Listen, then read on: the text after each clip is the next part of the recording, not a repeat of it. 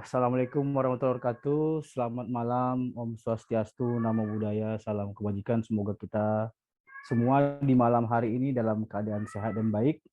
Terima kasih kepada moderator, kepada panitia pelaksana, dan juga seluruh anggota PAI yang melaksanakan kegiatan diskusi singkat kita pada malam hari ini. Kebetulan saya diminta untuk membahas Aditya Warman juga, ngikut katanya biar ngikut dengan temanya Bang Dodi, maka saya coba mengangkat tentang praktik keagamaan masa Aditya Warman berdasarkan prasasti. Nah, sebenarnya persoalan pembahasan ini memang kalau boleh dikatakan kalau di dalam kajian untuk jurnal ataupun artikel ini masih sangat boleh dikatakan ini belum banyak yang membahas. Itu sependek pengetahuan saya memang belum ada yang mengangkatnya secara spesifik yang memang membahas tentang masa Aditya Warman yang ada di wilayah Sumatera Barat dan sekitarnya.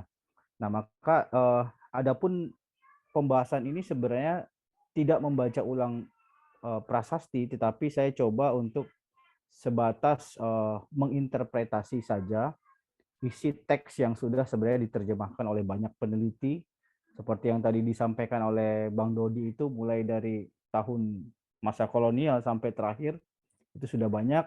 Namun di sini banyak saya menggunakan data dari tesis Mbak Kusuma Wardani yang membahas tentang Aditya Warman dalam kajian epigrafi yang terbit di tahun 2012, tesis Arkeologi Universitas Indonesia.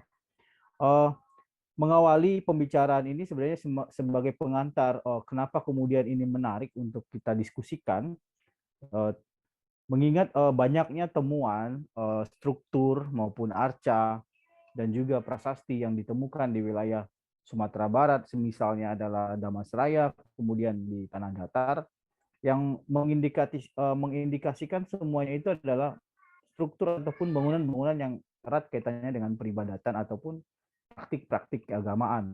Demikian juga dengan arca-arca yang ditemukan.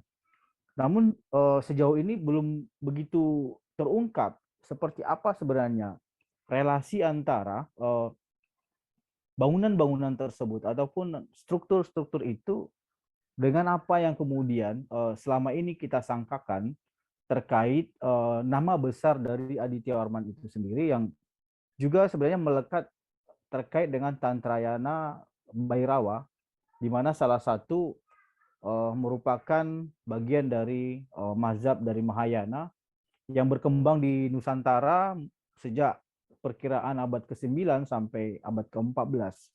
Di Sumatera sendiri juga Tantrayana ini cukup berkembang pesat.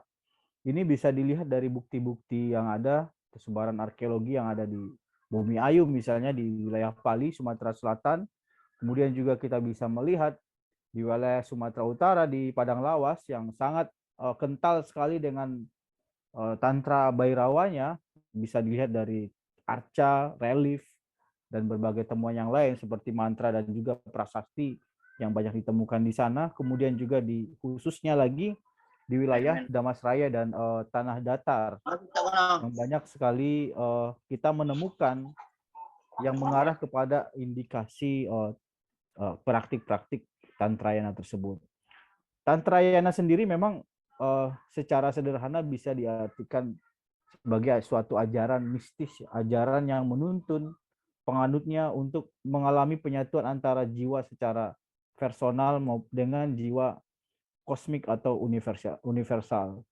Tantrayana juga dikenal ada aliran kiri dan aliran kanan yang kita kenal juga dengan Widya dan Awidya. Ya, ini sebenarnya keduanya tentu menuntun pengikutnya untuk menuju jalan moksa ataupun pembebasan dari lingkaran samsara. Nah, di sini saya sebenarnya menggunakan beberapa prasasti. Mungkin nanti di dalam pembahasan ini ada beberapa prasasti yang terlewat. Saya mohon maaf karena memang ini adalah suatu telaah singkat yang sebenarnya topik ini sengaja diangkat untuk memancing kita untuk berdiskusi lebih mendalam, dan mungkin nanti ada yang tertarik untuk membahas ini lebih spesifik menjadi suatu karya ilmiah, akan lebih menarik lagi. Yang pertama adalah prasasti Amogapasa yang sangat terkenal sekali, yang sekarang berada di Museum Nasional. di mana lapik bagian belakangnya dituliskan oleh Aditya Orman sendiri pada masa Aditya Orman. Secara singkat, saya mencoba membaca beberapa isi teksnya, menginterpretasikan, memilih beberapa poin yang memang terkait dengan praktik keagamaan. Jadi isi teks yang tidak berkaitan dengan praktik keagamaan tidak saya bicarakan, tapi saya hanya mengambil yang berkaitan dengan praktik keagamaan. Di mana dalam Prasasti Amogapasa itu disebutkan bahwa ada upacara Bhairawa dengan indikasi teks Matangini dan Matanginasa. Kemudian di situ juga disebutkan bahwa ada upacara pentasbihan Arca Buddha dari Amogapasa dan Gagana Ganja. Selain itu juga dalam Prasasti Amogapasa ini juga menyebutkan tentang adanya aktivitas latihan-latihan yoga.